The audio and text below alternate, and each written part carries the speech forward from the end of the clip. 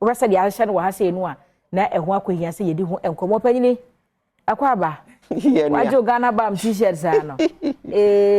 Ghana man was wabbo be medin sa pepepe wabbo be medin sa pepepe kwaba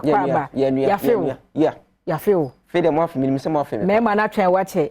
me hwe me de no ne yankora me ma de no ani Ghana man capsules be ma bi tie bia sebe ne be ma na fon be ma to me fon emu eduro no eso timete emu timi ye ha obi de timi ye tie obi de timi ye kete ye obi won so a na tenka egu oni atenka kra be ma woni atenka wiase woni atenka na wiase wo je de be ma ni atenka o yo ba nso na woni atenka won so tie me pa atenka ne for both oba ne be ene be ma nyina okay but nyame nkomo a me di yema emba nso not say notwithstanding the fact say eduro ni din the Ghana man nti no nche say ye be ma nkwa ne timi fa emba nso timi fa na so pese oba ne be ma ntem nkitahudie wo mpamu ne koyi a oba no mbi be ma so numbi nti nyane be ma fon nyane be ma kete nyane be ma ne mudu na so ate nyane be ma ne emu aye ha nyane tinka egu nyane be ma ne entumi enso ye obi ho ne be ma ne entumi nsori na nyane be ma no so sori asebi mu ahode no enye papa ewo fom mu nyina no the secret ne say bibi umuji me friend testosterone ahosuo na ma be ma ye be ma na sa testosterone eso tia na ma be ma unya all these defects and as all these abnormalities na then ma testosterone eba from ebi yare bi ti say diabetes, hypertension and I say bi diabetes e draw over hypertension e draw over etimi ma testosterone level eba from nti be ma bi ho mo no bi eduro mo no sugar eduro no mo timi so ma hoden call from and so ma think kan e gwom be ma ntimi yejuma nti o me dia dance say ni American no kra ebi so age unyin anase wonfi ekọ enim na wa hoden no so et wa tinka no so ewu because our testosterone no so et gradually ebi eduane a wudi ebi nso ye stress ebi adwendwen or how atete ni na timi affecting with testosterone ebi nso ye alcohol sanyama we nyina no ade a etimi ma be ma with testosterone level e drop eba nyame adom no yetimi hu say mbema bebre when they are trying to resolve this problem omo modern so be no their friend sex enhancing medication. Yes. Sex enhancing is been from aphrodisiacs. Now what these aphrodisiacs say eventually no unoma immediately won say when your erection seven bema sorry. And what they are doing is say omo treat moja straight into bema no so nti be dia moja wo bia no omo treat moja no nti na say wonom say aphrodisiacs so no oba ekoda. Good. Etwetwe moja firi wuntine ni wadwene bebia moja firi bebia megina oba mani watwa intina a year rapid acting so wherever blood is etwe moja no so omo tanum said will testify said there are times when it takes ufa seduna once all of that will teach us say pile yes mbema na be dia dance omo ti pile mo ebi nim so eni so etimi ebri omo na so chi omo obi nso eni so timi etum prakope it tells us that it is pulling blood from your brain and moja no so mu na enuane ndro. So once a moja wa adwene no so ete no e be affect adwene no there are instances I won't say home no esesa home so te etwe moja from akuma no be nti bia moja obi e betwe ni nyina na a direct moja straight into your penis and now be man no say moja na be manage na ho enya be moja so on what it is doing this no ekumu be ma nti bon say most of the time some branch and branch o motanum syndrome no any penny from they die early they die until be obi timi fa do no wenya stroke obetimi fedo na bra oni oba ne di nhimo otimi na oka oba no so ba kopi no won say bi eduro bia wanom na ama se be na koma no ebubu na koma and surprising say some of it this enduro no and they are not meant for human beings sometimes something adulterate some of it this enduro with enduro ayama mponko I was mponko no mo ko ka bo ye ama ne ye afra enduro say nipa no this ebubu akoma na say nipa no and it is killing a lot of men ye labor force na so te as a result of that in Ghana cry who say every year, the nipa 12 to 16,000 in your stroke. The donor is below the age of 50 years. So realize that no, we was here to me develop a dry, bet me about and beman, send a bear, and for pressure and to adrenia command. So, and then I'm some develop Ghanaherb capsules. It's a natural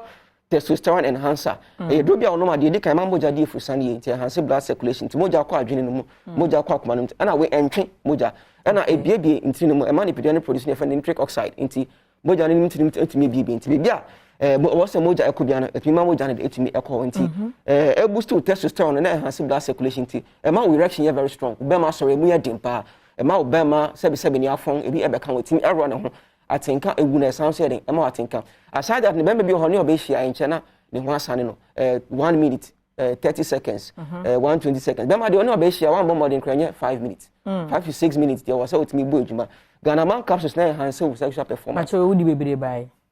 oh be say dem man na sisi wo camera na chi we am chim mo bia aso abo mo house bi say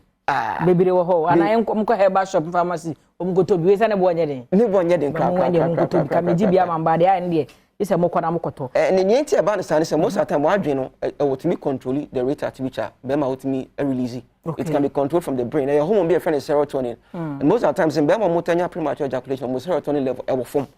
into no Ghanaherb capsules enhance wo serotonin level to me control ejaculation aside that no it me ma osisi mo yeden into strengthen us a tintin we friend ischium cavernosum muscles and bulbum spongiosum ni nyina osisi mo into ba ko osisi mo yeden ba ko so ma ultimate control the rate at which bema or so ultimate the Ghanaherb capsules no aba e dia man bema nti ye papa no BP for diabetes for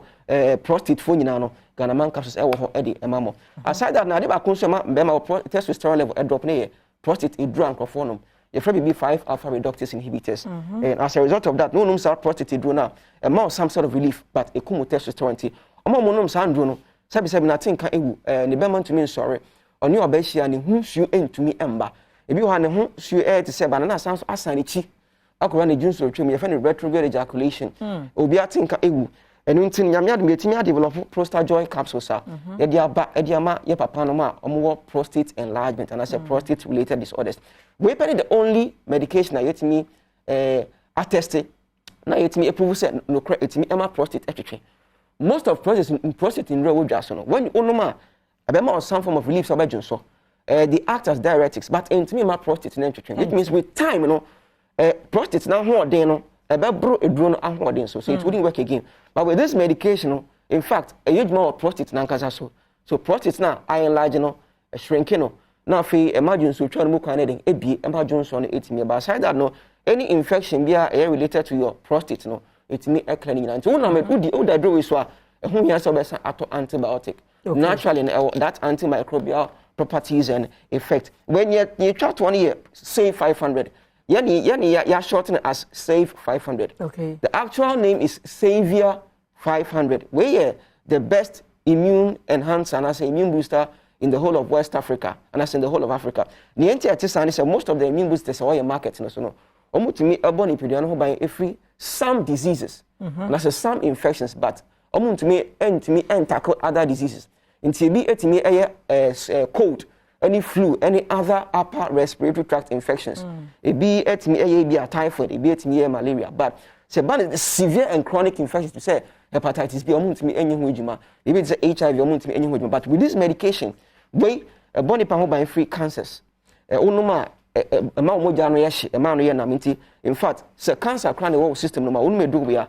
Kenya immune system no e ma no tumi kuntia cancer e mo wa no as a matter of fact we your ho dance here ma me bia na ya condemn no kolebu doctors say the cancer be do no mo tumi hwe no nti ye ma no kofi nti she was on palliative care ye twen so be but nyame adom otie nka e ma no say 500 me no ka say that woman is still living obi an man 6 months on ko no she's living for 2 years and beyond she's still active and she's stronger than before and nyina no ewo all herbal shops licenses chemical stores drugstore akra nyina no oko okanshi drug na obenya yendo nyina ato all the way from the north down to the south all licenses chemical stores in fact northern region PK Gombila Dokuloku Kalamet nyina ewo ho the telephone numbers no 0244 0244 75 4380 0244 75 4380 and your 0244 72 7028 0244 72 7028 and last one bet me our friends 0276 81 4884 0276 81 4884 yeah that's say ebusiana say eno no Ghanaherb Therapeutics enkomo ene ye di ntibowura pharmacy bi ebe on pedro bi na say herbal shop bia no obenya bi ebusia wo hia me a eya frame anoche wa ba ajwa so me kwede na say akwasensia ebeto so bedwam se ni enko ba bia